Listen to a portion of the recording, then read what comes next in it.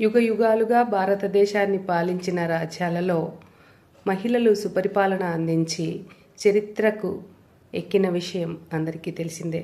కానీ గత ప్రభుత్వాలు మహిళలను అనగదొక్కి వంటింటికే అంకితం చేశారు.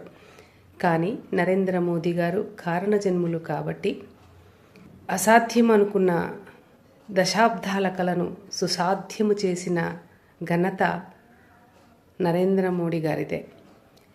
మాటలకే అంకితమైనటువంటి మహిళా బిల్లులను అమలుపరిచి ఆ ఘనత కూడా నరేంద్ర మోదీ ప్రభుత్వానిదే.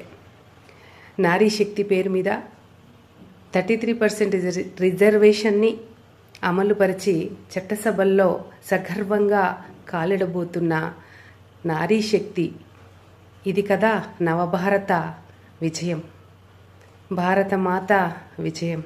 మహిళా సాధికారత కొరకే అహర్నిశలు కృషించి మాకింతటి గౌరవాన్ని ఇచ్చినటువంటి శ్రీ నరేంద్ర మోదీ గారికి భారతదేశ మహిళామణుల అందరి తరఫున హృదయపూర్వక ధన్యవాదాలు తెలుపుకొనుచున్నాము. భారత్ మాతాకి జై.